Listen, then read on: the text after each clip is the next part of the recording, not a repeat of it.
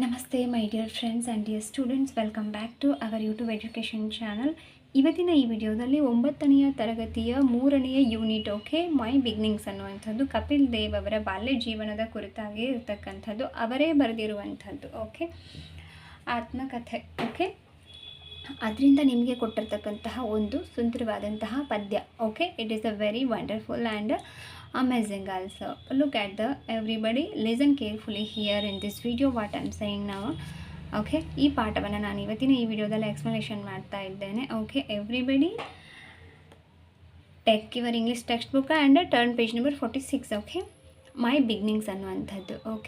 ನೋಡಿ, first stanza ಏನಿದೆ ಅಂತಂದರೆ ನೋಡಿ, looking back at my life. Kapil Dev ಅವರು ಇಲ್ಲಿ ಹೇಳ್ತಾರೆ, ಏನು ಹೇಳ್ತಾರೆ ಅಂತಂದರೆ, looking back at my life, ನನ್ನ ಜೀವನವನ್ನು ಹಿಂದೆ ತಿರುಗಿ ನೋಡಿದಾಗ ಏನು ಅನ್ನಿಸ್ತದೆ ಅಂದರೆ, I have come to the conclusion that our beginnings never know our ends. ಜೀವನವನ್ನು ಹಿಂದೆ ತಿರುಗಿ ನೋಡಿದಾಗ ನಮ್ಮ ಜೀವನದ ಅಂತ್ಯ ಹೇಗೆ ಇರ್ತದೆ, ಹೀಗೆ ಇರುತ್ತೆ ಅನ್ನೋ ಒಂದು ನಿರ್ಧಾರಕ್ಕೆ ಬರೋದು ಸಾಧ್ಯನೇ ಇಲ್ಲ ಅನ್ನೋದು ನನಗೀಗ ಅರ್ಥ ಆಗಿದೆ ಅಂತ ಅವರು ಹೇಳ್ತಿದ್ದಾರೆ. ಯಾಕೆ ಅವರು ಈ ಮಾತನ್ನು ಹೇಳ್ತಿದ್ದಾರೆ ಅಂತಂದರೆ, do you know that? Because ಅವರೀಗ ದೊಡ್ಡವರಾಗಿದ್ದಾರೆ. ಕಪಿಲ್ ದೇವ್ ಅವರು ಇಡೀ ಪ್ರಪಂಚನೇ ಅವರನ್ನು ಗುರುತಿಸೋ ಹಾಗೆ ಕ್ರಿಕೆಟ್ ಫೀಲ್ಡಲ್ಲಿ ಬಹಳಷ್ಟು ಸಾಧನೆಯನ್ನು ಮಾಡಿದ್ದಾರೆ ಅವರು, ಅಲ್ವಾ? ಸೊ ಈಗ ಅವರು 25 ಇಯರ್ಸ್ ಎಗೋ ತಮ್ಮ ಬಾಲ್ಯವನ್ನು ನೆನಪು ಮಾಡ್ಕೊಳ್ತಿದ್ದಾರೆ. ಸೊ ಈಗ ಅವ್ರು ಹೇಳ್ತಾರೆ, ಯಾವುದೇ ಒಬ್ಬ ವ್ಯಕ್ತಿಗೆ ತಾನು ಚಿಕ್ಕವನಿದ್ದಾಗ ಮುಂದೆ ಲೈಫಲ್ಲಿ ಏನಾಗ್ತಾನೆ, ದೊಡ್ಡವನಾದಮೇಲೆ ಯಾವುದೇ ಒಬ್ಬ ವ್ಯಕ್ತಿ ಮುಂದೆ ಏನಾಗ್ತಾನೆ, ಹೀಗೆ ಬದುಕ್ತಾನೆ ಅಥವಾ ಇಂಥದ್ದೇ ಫೀಲ್ಡಲ್ಲಿ ಸಾಧನೆ ಮಾಡ್ತಾರೆ ಅಥವಾ ಹೀಗೆ ಇರ್ತಾರೆ, ಹೀಗೆ ಬದುಕ್ತಾರೆ, ಇದೇ ಥರನೇ ಆಗುತ್ತೆ ಲೈಫು, ಇದೇ ಥರನೇ ಕೊನೆ ಆಗುತ್ತೆ, ಇಂಥದ್ದನ್ನು ಅವ್ರು ಹೋಗಿ ಮುಟ್ತಾರೆ ಅಂತ ಕರೆಕ್ಟಾಗಿ ಒಬ್ಬ ವ್ಯಕ್ತಿ ತನ್ನ ಜೀವನದ ಅಂತ್ಯ ಹೇಗೆ ಇರ್ತದೆ ಅಂತ ಕರೆಕ್ಟಾಗಿ ಕನ್ಕ್ಲೂಷನಿಗೆ ಯಾರೊಬ್ಬರು ಬರೋದಕ್ಕೆ ಸಾಧ್ಯ ಇಲ್ಲ ಅಂತ ಅವರು ಈಗ ನೆನಪು ಮಾಡಿಕೊಂಡು ತುಂಬ ಗ್ರ್ಯಾಟಿಟ್ಯೂಡಾಗಿ, ತುಂಬ ಖುಷಿಯಿಂದ, ತುಂಬ ಹೆಮ್ಮೆಯಿಂದ ಹೇಳ್ಕೊಳ್ತಾ ಇದ್ದಾರೆ, ಬರಿತಾ ಇದ್ದಾರೆ ತಮ್ಮದು ಆತ್ಮಕಥೆನ. ಯಾಕಂದರೆ ಅವ್ರು ಅಂದ್ಕೊಂಡಿರಲಿಲ್ಲ ಚಿಕ್ಕವರಿದ್ದಾಗ ಈಗಿಷ್ಟು ಕ್ರಿಕೆಟ್ ಫೀಲ್ಡಲ್ಲಿ ಇಷ್ಟು ಚೆನ್ನಾಗಿ ಅವರು ಬೆಳೀತಾರೆ, ಉತ್ತಮ ಸಾಧನೆ ಮಾಡ್ತಾರೆ, ಇಡೀ ಪ್ರಪಂಚನೇ ಅವರು ಗೆಲ್ತಾರೆ, ಇಡೀ ಪ್ರಪಂಚನೇ ಅವರನ್ನು ಗುರುತಿಸುವಷ್ಟು ಅವ್ರ ಎತ್ತರಕ್ಕೆ ಬೆಳೀತಾರೆ ಅಂತ ಅವರು ಅಂದ್ಕೊಂಡಿರಲಿಲ್ಲ. For me it all started in Chandigarh, a small town nestling in the foothills of the Himalayas. ಹಿಮಾಲಯದ ತಪ್ಪಲಿನ ಪ್ರದೇಶದಲ್ಲಿ ಇರ್ತಕ್ಕಂತಹ ಒಂದು ಸಣ್ಣ ಹಳ್ಳಿ ಚಂಡೀಗಢಲ್ಲಿ ಇದೆಲ್ಲ ಪ್ರಾರಂಭ ಆಯಿತು. ಐ ವಾಸ್ ಬಾರ್ನ್ ಅಂದರೆ ಅದು ಅವರ ನೇಟಿವಿಟಿ ಪ್ಲೇಸು, ಯಾರ್ದು? ಕಪಿಲ್ ದೇವ್ ಅವ್ರದ್ದು. I was Born on a cold winter morning. ಮುಂಜಾನೆ ತುಂಬ ಚಳಿಗಾಲದ ದಿನ, ಅದು ಚಳಿ ಇರೋ ಸಮಯದಲ್ಲಿ ಅರ್ಲಿ ಮಾರ್ನಿಂಗ್, ಬೆಳಗಿನ ಜಾವ ಚಳಿಗಾಲದ ದಿನ ನಾನು ಬೆಳಗ್ಗೆ ಹುಟ್ಟಿದೆ. My mother who is a simple women.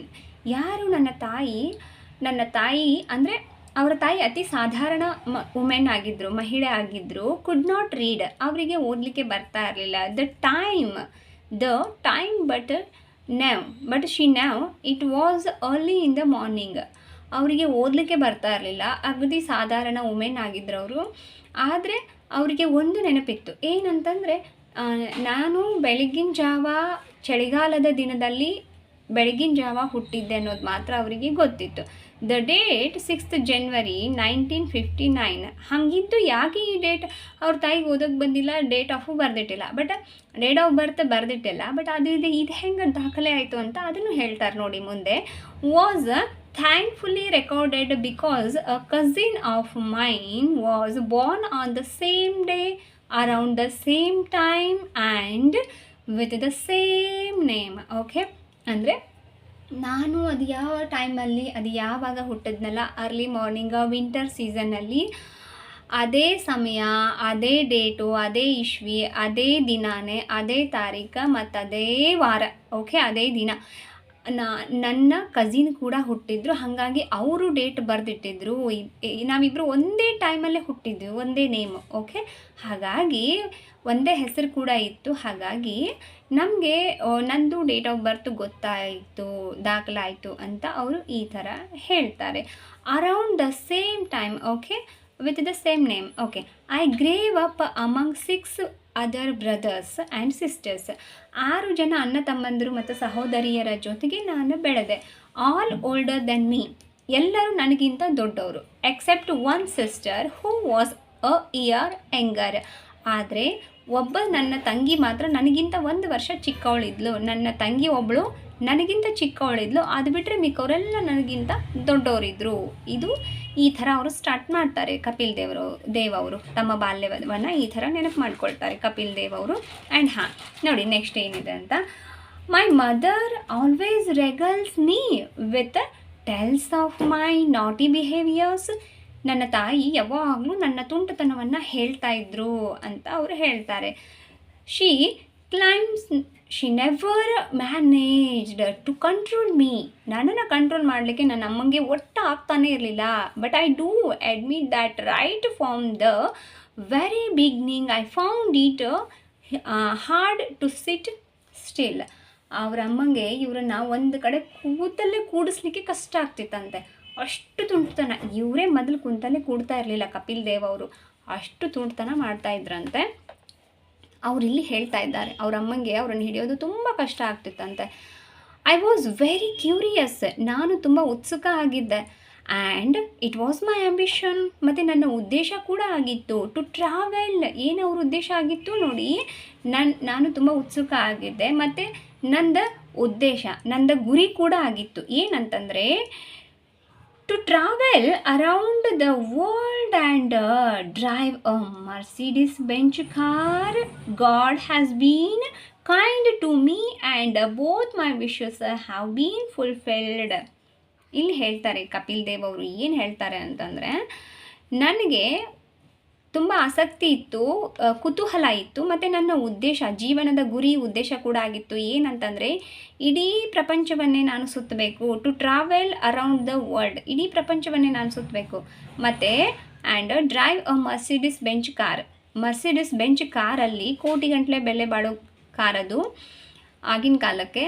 So ಅದರಲ್ಲಿ ನಾನು ಸುತ್ತಾಡಬೇಕು, ಡ್ರೈವ್ ಮಾಡಬೇಕು ಅಂತ ಅವ್ರ ಆಸೆ ಆಗಿತ್ತು. God has been kind to me. ದೇವರಿಗೆ ನನ್ನ ಮೇಲೆ ಪ್ರೀತಿ ಇತ್ತು, ನನ್ನ ಮೇಲೆ ಕರುಣೆ ಇತ್ತು, ದಯೆ ಇತ್ತು ಅನಿಸುತ್ತೆ ದೇವರಿಗೆ ನನ್ನ ಮೇಲೆ. So that and both my wishes have been fulfilled. ನನ್ನ 2 ಕೋರಿಕೆಗಳು ದೇವರು ನೆರವೇರಿಸಿದ. But at that time 25 years ago these dreams seemed like castles in the air. Castles in the air ಅಂತಂದರೆ ಗಾಳಿಯಲ್ಲಿ ಕಟ್ಟಿದಂತಹ ಅರಮನೆ ಅಥವಾ ಗೋಪುರ ಅಂತ ಅರ್ಥ ಆಗುತ್ತೆ. ಅಂದರೆ ಆಗ 25 ವರ್ಷದ ಹಿಂದೆ ಚಿಕ್ಕ ಮಗುವಾಗಿದ್ದಾಗ ಅವರು ಆ ಆಸೆ, 2 ಆಸೆಗಳನ್ನ ನೆನಪು ಅಂದ್ಕೊಳ್ತಾ ಇದ್ದರೆ ಓ ಇದು ಆಗುತ್ತಾ, ಇಡೀ ಪ್ರಪಂಚ ಸುತ್ತೋದೇನು ಸಾಮಾನ್ಯನಾ, ಅಷ್ಟೊಂದು ಕೋಟಿಗಟ್ಟಲೆ ಬೆಲೆ ಬಾಳೋ ಕಾರಲ್ಲಿ ಅಡ್ಡಾಡೋದು ಸಾರಿನಾ, ನನಗೆ ಅಷ್ಟು ಯೋಗ್ಯತೆ ಇದೆಯಾ, ನಾನು ಒಂದು ಇಷ್ಟು ಚಿಕ್ಕ ಹಳ್ಳಿನಲ್ಲಿ ಹುಟ್ಟಿರ್ತಕ್ಕಂಥ ಒಂದು ಸಾಮಾನ್ಯ ವರ್ಗದ ಕುಟುಂಬದಲ್ಲಿ ಹುಟ್ಟಿರೋ ಮನುಷ್ಯ ನನಗೆ ಈ 2 ಕೋರಿಕೆಗಳನ್ನ ನನಗೆ ಮಾಡ್ಕೊಳ್ಳಿಕ್ಕಾಗ್ತದಾ ಅಂತ ಅವರಿಗೆ ಆವಾಗ ಅನುಮಾನ ಇತ್ತಂತೆ. ಅದು ಗಾಳಿ ಗೋಪುರ ನನ್ನ ಕನಸುಗಳು ಅಂತ ಅವ್ರು ಅಂದ್ಕೊಳ್ತಾ ಇದ್ರಂತೆ. ಓಕೆ, ಸೊ ಇನ್ನು ನೆಕ್ಸ್ಟ್ ನೋಡಿ ಏನಿದೆ ಅಂತ. I spent my childhood like all the other children around me. ನನ್ನ ಸುತ್ತಮುತ್ತಲೂ ಇರ್ತಕ್ಕಂತಹ ಬೇರೆ ಮಕ್ಕಳೆಲ್ಲ ಯಾವ ಥರ ಇದ್ದರು, ನಾನು ಕೂಡ ಅದೇ ಥರನ ಇದ್ದೆ. ಟ್ರೈಯಿಂಗ್ ಟು ಬಂಕ್ ಸ್ಕೂಲ್, ಶಾಲೆಗಳಿಗೆ ಹೋಗ್ತಾ ಇರಲಿಲ್ಲ.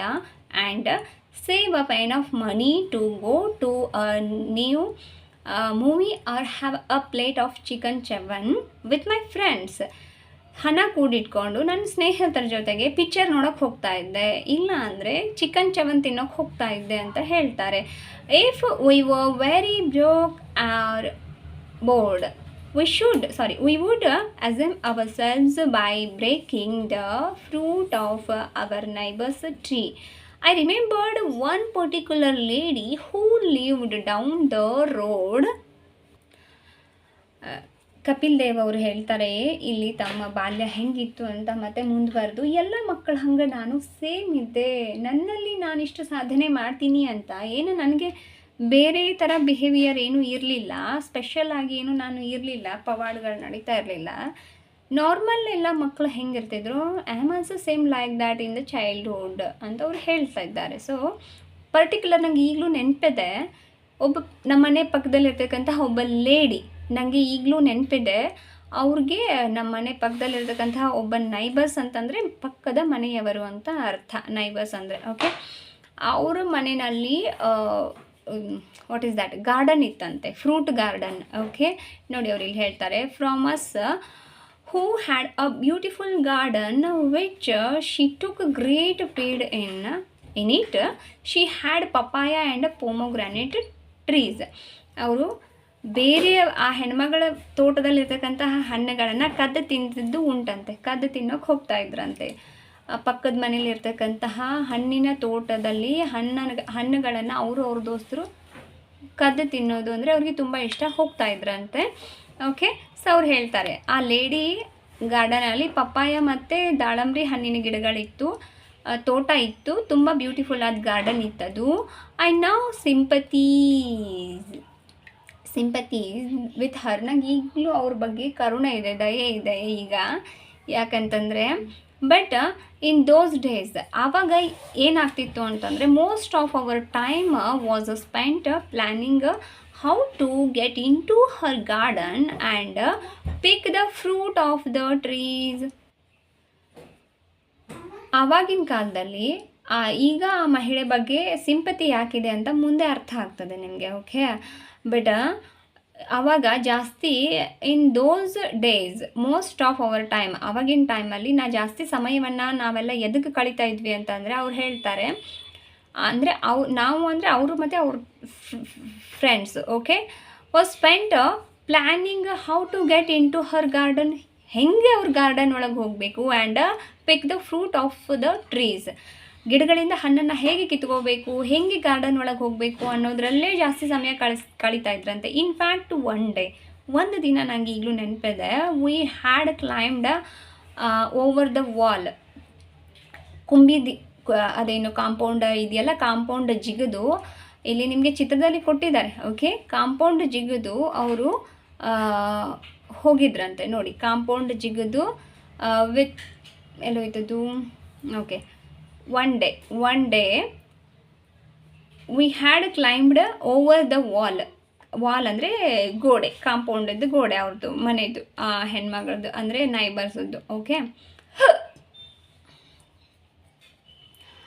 and were perched on the tree when the lady walked out with some guests. ಒಂದ್ಸಲ ಕಾಂಪೌಂಡ್ ಜಿಗಿದು ಗಿಡ ಹತ್ತಿ ಪಪ್ಪಾಯ ಹಣ್ಣು ಹರಿಲಿಕ್ಕೆ ಅಂತ ಕೂತ್ಕೊಂಡಿದ್ದಾರೆ, ತಿನ್ನಬೇಕು ಅಂತ. ಸೊ ಇನ್ ದ್ಯಾಟ್ ಟೈಮ್ ಅವಾಗ ಏನಾಗುತ್ತೆ, ಆ ಮನೆ ಓನರು ಅವ್ರ ಮನೆಗೆ ಯಾರೋ ಗೆಸ್ಟ್ ಬರ್ತಾರೆ, ಅವ್ರನ್ನ ಕರ್ಕೊಂಡು ಅವ್ರು ಅದೇ ಗಿಡದ ಕೆಳಗಡೆನೆ ಬರ್ತಾರೆ. She was entertaining them for tea right under the papaya tree. ಅದೇ ಪಪ್ಪಾಯ ಟ್ರೀ ಕೆಳಗಡೆನೇ ಕೂತ್ಕೋತಾರೆ ಟೀ ಪಾರ್ಟಿ ಮಾಡಲಿಕ್ಕೆ.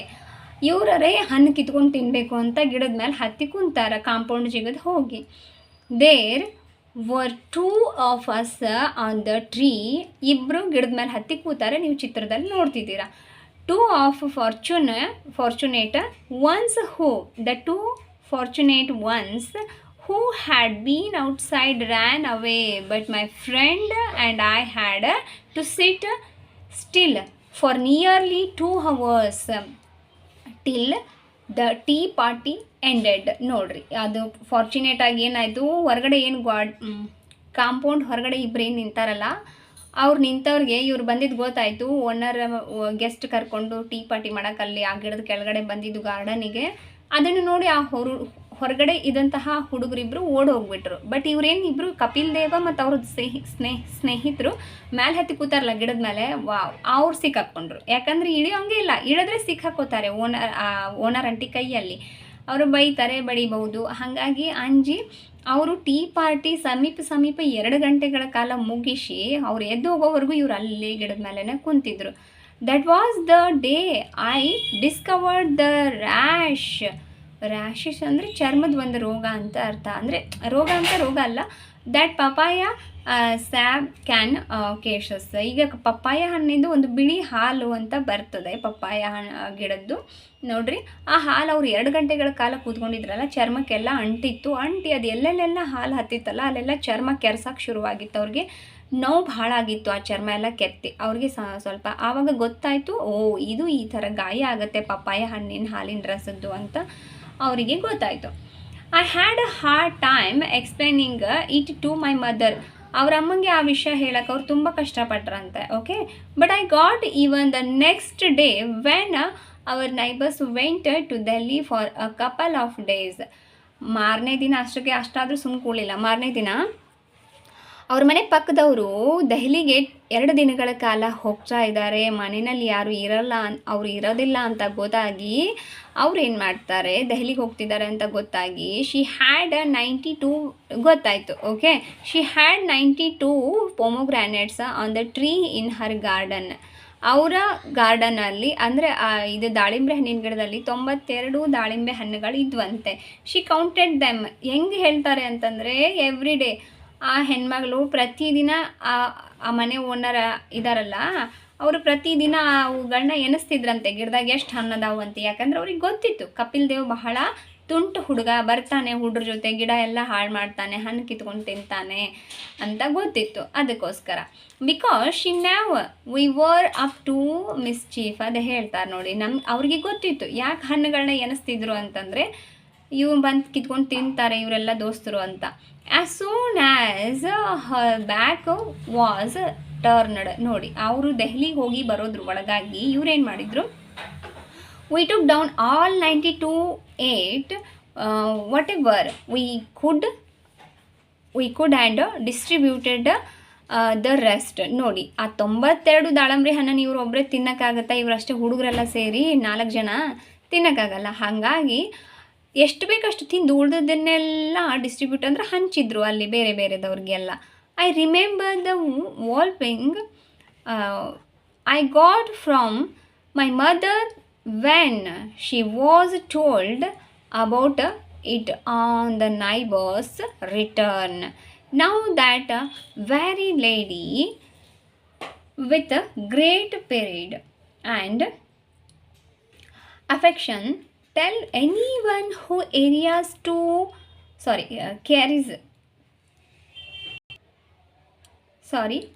case to listen who I had taken 22 pomegranates from her garden and left the seeds behind. But ಈಗ ಅವರು care ಮಾಡ್ತಾರೆ, ಏನಂದರೆ CARES to listen how I had taken 92 pomegranates from her garden and left the seeds behind. ಅವ್ರ ಅಮ್ಮಂಗೆ ಹೇಳಿ ಅವ್ರನ್ನ ಬಯಸ್ತಿದ್ರು.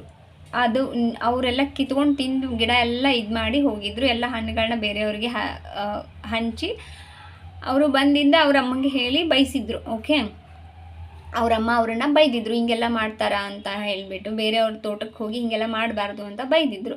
Okay, ಆವಾಗ ಅಷ್ಟು ಬೈತಾ ಇದ್ದಂತಹ ಆ ಆಂಟಿ ಈಗ ಹೆಮ್ಮೆಯಿಂದ ನಗ್ನಗ್ತಾ ಖುಷಿಯಿಂದ ಕೇಳ್ತಾರಂತೆ. ಏನಂತ, ಈಗ ಹೆಂಗಿದ್ದಾನೆ ಕಪಿಲ್ ದೇವ, ನನ್ನ ಮನೆಯ ತೋಟದಲ್ಲಿರ್ತಕ್ಕಂತಹ ದಾಳಿಂಬ್ರೆ ಹಣ್ಣು 92 ಹಣ್ಣುಗಳನ್ನ ಕಿತ್ಕೊಂಡು ತಿಂದು ಬೀಜಗಳನ್ನ ಮಾತ್ರ ಅಲ್ಲೇ ಬಿಸಾಕಿ ಹೋಗ್ತಾ ಇದ್ದ, ಈಗ ಹೆಂಗಿದ್ದಾನೆ ಅಂತ ಈ ಥರ, ದ್ಯಾಟ್ ಮೀನ್ಸ್ ಖುಷಿಯಿಂದ ಹೆಮ್ಮೆಯಿಂದ ಬಹಳ ಪ್ರೀತಿಯಿಂದ ಕೇಳ್ತಾರಂತೆ ಆ ಆಂಟಿ. ಈಗ ಅವ್ರು ನೆನಪು ಮಾಡ್ಕೊಳ್ತಿದ್ದಾರೆ, ಆ ಆಂಟಿ ತೋಟದಲ್ಲಿರ್ತಕ್ಕಂತಹ ಹಣ್ಣುಗಳು ಕಿತ್ಕೊಂಡು ತಿಂದಿದ್ದಲ್ಲದೆ ಗಿಡ ಎಲ್ಲ ಖಾಲಿ, ಎಷ್ಟು ಬೇಕಷ್ಟು ಕಿತ್ಕೊಳ್ತಿರ್ಲಿಲ್ಲ, ಗಿಡ ಎಲ್ಲ ಖಾಲಿ ಮಾಡಿ ಎಲ್ಲ ಹಣ್ಣುಗಳನ್ನ ಅದು ನೋಡಿ ಯಾಕಂದರೆ ಕೆಲವೊಂದಿಷ್ಟು ಹಣ್ಣುಗಳು ಏನಿರ್ತದೆ, ಎಲ್ಲ ಹಣ್ಣುಗಳು ಗಿಡದಾಗಿರೋದು ಅಷ್ಟು ಒಂದೇ ಸಲ ಎಟ್ ಎ ಟೈಮ್ ಹಣ್ಣಾಗಲ್ಲ. ಆ ಗಿಡ ಎಷ್ಟು ಹಣ್ಣುಗಳನ್ನು ಬಿಡುತ್ತೆ ಅದರಲ್ಲಿ ಸ್ವಲ್ಪ ಸ್ವಲ್ಪ ಹಣ್ಣುಗಳು 1 ವಾರನೋ 4 ದಿವಸ 5 ದಿವಸ ಮತ್ತು ಈ ಥರ ಬೇರೆ ಬೇರೆ ಹಣ್ಣುಗಳು ಬೇರೆ ಬೇರೆ ಟೈಮಲ್ಲಿ ಹಣ್ಣು ಆಗ್ತಾ ಇರುತ್ತೆ. ಇವ್ರು ಎಷ್ಟಾಗಿರುತ್ತೋ ಎಷ್ಟಿಲ್ವೋ ಹಣ್ಣೆಲ್ಲ ಕಿತ್ತು ಗಿಡ ಎಲ್ಲ ಬಹಳ ಖಾಲಿ ಮಾಡಿ ಹೆಂಗೆ ಬೇಕು ಹಂಗೆ ಎಲ್ಲ ಇದನ್ನು ಹರಿವಿ ಹೋಗ್ತಿದ್ರು. ತುಂಟತನ ಭಾಳ ಮಾಡ್ತಿದ್ರು. ಓನರ್ ಅಂಟಿಗೆ ಭಯಂಕರ ಸಿಟ್ಟು ಬರ್ತಿತ್ತು. ಓಕೆ, ಸೊ ದ್ಯಾಟ್ ಅವಾಗ ಬೈತಿದ್ರು. ಅವ ಚಿಕ್ಕವನಿದ್ದಾಗ ಹೋಗಿ ಕಂಪ್ಲೇಂಟ್ ಕೊಡ್ತಿದ್ರು ಅವರ ತಾಯಿ ಹತ್ರ, ಅವ್ರ ಮನೆಗೆ ಹೋಗಿ ಹಿಂಗೆ ಮಾಡ್ತಾನೆ ನಿಮ್ಮ ಮಗ, ದೋಸ್ತರನ್ನೆಲ್ಲ ಕರ್ಕೊಂಬಂದು ಅಂತ ಹೇಳಿ ನನ್ನ ತೋಟ ಎಲ್ಲ ಹಿಂಗೆ ಇದು ಮಾಡ್ತಾನೆ ಅಂತ. ಬಟ್ ಈಗ ಅದೇ ಆಂಟಿಗೆ ನನ್ನ ತುಂಬ ಪ್ರೀತಿ, ನಾನು ಅವ್ರಿಗೆ ಯಾವಾಗ ಎಷ್ಟು ಕಾಡಿದ್ನಲ್ಲ ಚಿಕ್ಕವಿದ್ದಾಗ ಅಂತಂದು ನನಗೆ ಈಗ ಕರುಣೆ ಬರ್ತದೆ, ಸಿಂಪತಿ ಇದೆ ಅವ್ರ ಮೇಲೆ ಅಂತಾರೆ ಕಪಿಲ್ ದೇವ್ ಅವರು. ಆ ಆಂಟಿ ಕೂಡ ಈಗ ಪ್ರೀತಿ ಇದೆ. ಅವಾಗ ಅಷ್ಟು ತುಂಟತನ ಮಾಡ್ತಿದ್ದ, ಉಡಾಳ್ತನ ಮಾಡ್ತಿದ್ದ ಸಣ್ಣವಿದ್ದಾಗ, ಅವನನ್ನು ಹಿಡಿಲಿಕ್ಕೆ ಆಗ್ತಿರ್ಲಿಲ್ಲ, ಕುಂತಲ್ಲೇ ಕುಂಡಿರ್ತಿರ್ಲಿಲ್ಲ. ಅಂಥವ ಈಗ ಇಷ್ಟು ದೊಡ್ಡ ಸಾಧನೆ ಮಾಡಿದ್ದಾನ, ಇಡೀ ಪ್ರಪಂಚನೇ ಮೆಚ್ಚೋ ಹಾಗೆ, ಗುರುತಿಸೋ ಹಾಗೆ ಇಷ್ಟೆಲ್ಲ ಸ್ಥಾನಮಾನ ಗೌರವ ಗಳಿಸಿದ್ದಾನಲ್ಲ ಅಂತ ನಮ್ಮ ಮನೆ ಪಕ್ಕದಲ್ಲಿರೋ ಹುಡುಗ ಅಂತ ತುಂಬ ಖುಷಿಯಿಂದ, ತುಂಬ ಹೆಮ್ಮೆಯಿಂದ ಆಂಟಿ ನೆನೆಸ್ತಾರಂತೆ ಇವಾಗ ಅವರು. ಅದನ್ನು ಇಲ್ಲಿ ಕಪಿಲ್ ದೇವ್ ಅವರು ನೆನಪು ಮಾಡ್ಕೊಳ್ತಿದ್ದಾರೆ. ಪಾಠ ತುಂಬ ದೊಡ್ಡದಿದೆ, ಲೆಂದಿ ಆಗೋದ್ರಿಂದ ಇದನ್ನು ನಾನೀಗ 4th ಸ್ಟ್ಯಾಂಜವರೆಗೂ ನಾನು ಇದನ್ನು ಇಲ್ಲಿಗೆ ಮುಗಿಸ್ತಾ ಇದ್ದೀನಿ.